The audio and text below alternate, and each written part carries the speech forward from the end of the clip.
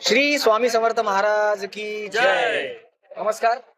आज इकडे स्वामींच्या चरणी देऊळबंद भाग 2 आता परीक्षा देवाची या चित्रपटाचा टीजर लॉन्च झालेला आहे फायनली. आणि आता सोशल मीडियावर पण तुम्ही बघू शकता, युट्यूबला सुद्धा रिलीज झालेला आहे. आणि 21 मे 2026 ला चित्रपटगृहामध्येच जाऊन बघा. आणि सांगायला अत्यंत आनंद होतोय की टीजर लॉन्च साठी आम्ही अशा पवित्र भूमीमध्ये आलेलो आहोत, स्वामींच्या चरणी आलेलो आहोत. खूप छान वाटतंय. खूप पॉझिटिव्ह एनर्जी इथून आता घेऊन जाणार आहोत आणि प्रमोशनला सुरुवात करणार आहोत. आणि आनंद असा वाटतोय की सांगायचा मुद्दा असा की आमच्याकडे आज इकडे खूप मोठा माणूस आहे, ज्याचं नाव आहे पालकर. सुनील पालकर का म्हणतो, कारण हा म्हणजे सरांची, अगदी प्रवीण तरडे सरांची हा सावली असतो. आणि याला मुद्दाम आम्ही आता बोलून घेतलं, कारण खूप महत्वाचा माणूस आहे हा सेटवरचा. कारण सर जर चिडले तर त्यांना शांत करण्याचं आणि चिडीला आणण्याचं कारण हाच असतं. दोन्ही कामं तोच करतो. पण शांत करण्याचं पण काम ह्याच असतं. सो सुनील दादा, तुझा एक प्रवास देऊळबंदचा या आधीपासून, या म्हणजे आधीच्या चित्रपटांपासूनचा, आणि अगदी तुम्ही जेव्हा स्ट्रगल काळात होतात तर तो एकदा सांगितलं असतं प्रेक्षकांना, खूप मजा येईल. स्ट्रगल कालाचं सांगायचं म्हटलं तर आता सरांबरोबर मी 29 वर्ष आता काम करतोय. सरांचं काम करण्याची पद्धत आणि सरांबरोबर त्या एनर्जीनी काम करण्याची पद्धत मला पण खूप असं, ते काम जे सांगतायत, यात समजा आर्टचं काम असेल किंवा ऍक्टिंगचं काम असेल ते मला देतात. त्यामुळे मला करायला खूप आवडतं. आणि आता जी मंडळी आहेत किंवा माझे मित्र आहेत, त्यांच्याबरोबर काम करून मला त्यांचं काम बघून मला ऍक्टिंग करण्याची पण खूप अशी इच्छा. इच्छा झाली. त्यामुळे मी खूप असं आनंदी आहे या देऊळबंद भाग 2 याचा भाग झाल्याचा. आणि खूप मजा आहे. खूप भारी चित्रपट झालेला आहे. तुम्ही 21 मे ला नक्की चित्रपटगृहात जाऊन बघा.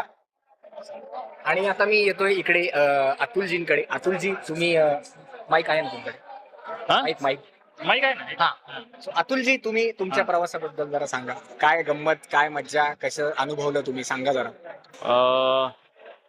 प्रवासाबद्दल सांगायचं झालं तर गेले 3 वर्ष झालं मी सिरियल करतोय. त्या अगोदर मी व्यावसायिक प्रायोगिक नाटकं केली, राज्य नाट्य स्पर्धा केल्या. पण एवढं म्हणावं तसं फार काही करता आलं नाही, कारण का नोकरी करत करत ह्या सगळ्या गोष्टी केल्या. पण सिरियलची ऑफर आली तर ऑडिशन दिले आणि सिरियलमध्ये सिलेक्शन झालं. आणि अशा पद्धतीत सिरियल मधून मला पहिला सिनेमा मिळाला, तो म्हणजे देऊळबंद 2. मी स्वतःला खरंच भाग्यवान समजतो, कारण का स्वामी कुठंतरी आहेत म्हणण्यापेक्षा स्वामी माझ्या सोबतच आहे हेच त्यांनी डायरेक्ट दाखवून दिलं मला, की आहेत बाबा. कारण का स्वामी मला अनुभवायला भेटले, माझ्या सोबत उठले बसले, सगळं सगळं सगळं या सिनेमाच्या याच्यातून मला ते करायला मिळालं. तर स्वामी माझ्या सोबत सदैव आहेत याची प्रचिती झाली. कारण का देऊळबंद 2 या सिनेमामुळे झालं हे सगळं. 11 वर्षांपूर्वी देऊळबंद सिनेमा 1 म्हणजे भाग 1 आला होता. तर त्याची स्टोरी नक्कीच तुम्ही म्हणजे तुम्ही दर गुरुवारी तो सिनेमा टीव्ही वरती पाहिलाय, सिनेमागृहात जाऊन पाहिलाय. त्याला खूप डोक्यावरती घेतलं होतं. एक विशिष्ट उंचीवरती तो सिनेमा गेला होता. त्याच्यानंतर प्रवीण सरांनी अनेक सिनेमे आणले पुढच्या 10 वर्षात, तेही एका विशिष्ट उंचीवरती जाऊन पोहोचले. आता विचार करा, देऊळबंद भाग 2 आता परीक्षा देवाची, म्हणजे हा सिनेमा काय करून ठेवणार आहे. तर मी तुम्हाला खरंच सगळ्यांना विनंती करेल की 21 मे 2026 रोजी गुरुवारी, पहिल्यांदा मराठी सिनेमा गुरुवारी रिलीज होतोय. तर जवळच्या आणि लांबच्या चित्रपटगृहात जाऊन तुम्ही नक्की सिनेमा पाहावा, अशी आमच्या सगळ्यांची नम्र विनंती आहे. हा असा सगळा प्रवास होता. धन्यवाद. आता मी येतो इकडे आपल्या वैभवजींकडे. वैभवजी, एकांकिका पासून ते चित्रपटापर्यंतचा देऊळबंद भाग 2 पर्यंतचा प्रवास कसा होता? नमस्कार, माझं नाव वैभव अगाव.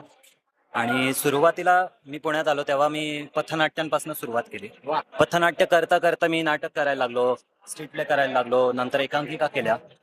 पण एकांकिकेतून डायरेक्ट पिक्चरमध्ये काम करणं हे सोपी गोष्ट नाही, ज्यांनी केलं त्याला माहिती आहे. आणि प्रवीण सरांसोबत काम करायला मिळणं हे प्रत्येक कलाकाराचं एक स्वप्न असतं. ते नकळत स्वामींच्या कृपेने मला मिळालं आणि मी ते केलं. शूटिंग मधले किस्से सांगायचे तर आपल्या सगळ्यांना माहिती आहे, बरेच किस्से आहेत, खूप आहेत. तर एवढंच सांगतो की स्वामींचा पिक्चर आहे. स्वामींच्या पिक्चर मध्ये आम्ही खूप मेहनतीने काम केलंय सगळ्यांनी. चित्रपट येतोय गुरुवारी 21 मे रोजी. तर तुम्ही सगळ्यांनी जा, चित्रपट बघा. बस एवढं सांगू इच्छितो. मी आता येतोय पवनकडे. पवन भावा, એટલે अहिल्यानगरचा आहे. अच्छा इकडे सर मी आता येतोय आमच्या अहिल्यानगरच्या मित्राकडे. पवन, शूटिंगचे दिवस आठवत आहेत.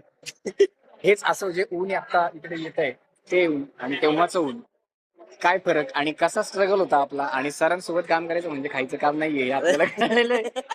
सर सुद्धा म्हणतात की सर पण म्हणतात ना की माझ्यासोबत जो आर्टिस्ट काम करतो तो रडल्याशिवाय राहत नाही.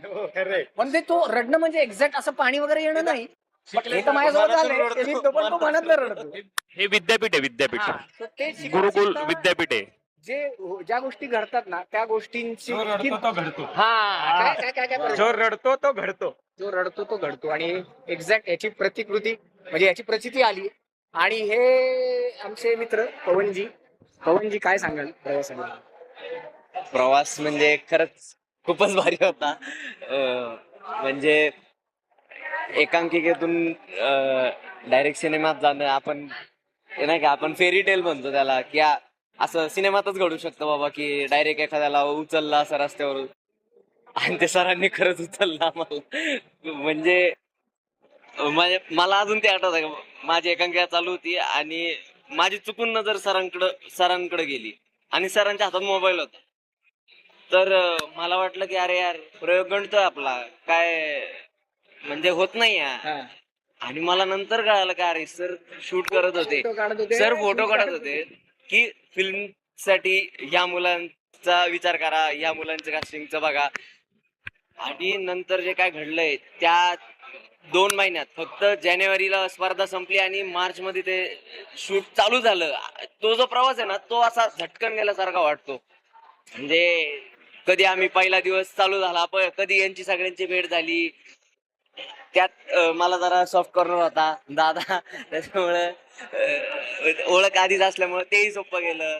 आणि म्हणजे ते वातावरण वेगळंच झालं. डायरेक्ट उन्हात होतो पण सरांच्या सावलीत असल्यासारखं वाटलं आम्हाला. सुखात होतो, पडत होतो पण घडत होतो. गेले 11 वर्ष वाट पाहिली होती ज्या गोष्टीची, माझ्या बरोबरच माझ्या घरच्यांनी पण. तर ही वाट पाहिल्यानंतर त्याची प्रतीक्षा संपली असं आपण म्हणू. तर त्यावेळेस जी गोष्ट होईल किंवा जी एक्सप्रेशन येतील किंवा जो आनंद मिळेल, तो आनंद त्यांच्या चेहऱ्यावरती होता. हा म्हणजे त्यावेळेस आई वडील होते, कारण का एक गावातल्याच एका होरहार तरुण नेतृत्वाने, म्हणजे प्रवीण सरांनी एक सिनेमा बनवलाय देऊळबंद 1.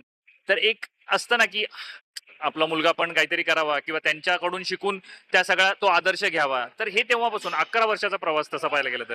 सो हे करत करत घरच्यांनी ती प्रतीक्षा पाहिली होती, की वाट पाहिली होती की बाबा एवढा ह्या सगळ्या संधी मिळावी. तर तो त्या लेवलचा आनंद घरच्यांना झाला होता. एवढंच सांगेल मी. खरं तर मला शब्द सुचेनात, कारण का काही 2 गोष्टी नाहीयेत माझ्याकडे आत्ता, आई आणि वडील, जी की पाहिला नाहीयेत. पण ते So, पण- आजही पण जिथे ते कुठे आज आहेत जिथे ते कुठे आहेत बघतायत. ते नक्कीच सिनेमा पण आवडे. बघतील. आणि स्वामींचं पाठबळ त्यामुळेच कदाचित मला मिळालं असावं, किंवा त्यांच्या स्वरूपात ते आहेत, माझ्या सोबत आहेत. म्हणजे मी मगाशी जसं म्हटलं की स्वामी आहेत, सदैव जाणवत होते. तर ते जाणवतात, तर ते कदाचित ते त्यांच्या सोबतच आहेत आणि ते सगळे एकत्र मिळूनच पाठीशी उभे आहेत. धन्यवाद. आज टीव्हीला जेव्हा पिक्चर बघतात आणि त्या पिक्चरचा जो आम्ही भाग आहोत, तर तेव्हा घरचे इतके आनंदी आहेत की अरे तू त्या पिक्चर मध्ये काम करतोय. म्हणजे असं प्राऊड फील आम्हाला इतकं वाटतंय की बस रे बस, शब्दात सांगता येणार नाही. पण नक्कीच हे खरंच एक फेरी टेल सारखंच आहे आणि एक स्वप्न आहे जे सत्यात उतरत आहे सगळ्यांच्याच आयुष्यामध्ये. आपल्या चौघांच्या, सुन्यादादा तर आधीपासून सरांसोबत आहे. पण नक्कीच मी शेवटी सांगेन की 21 मे 2026 चित्रपटगृहात जाऊन नक्की बघा. देवाची परीक्षा असणार आहे, कारण देऊळबंद भाग 2 तुमच्या भेटीला येतोय. सो तुमचं प्रेम, तुमचा आशीर्वाद रसिक प्रेक्षकांना मी विनंती करतो की तुमचं प्रेम आणि आशीर्वाद असंच आमच्या पाठीशी असू द्या, कारण स्वामी आपल्या सर्वांच्या पाठीशी आहेत. स्वामी समर्थ महाराज की जय. जय स्वामी.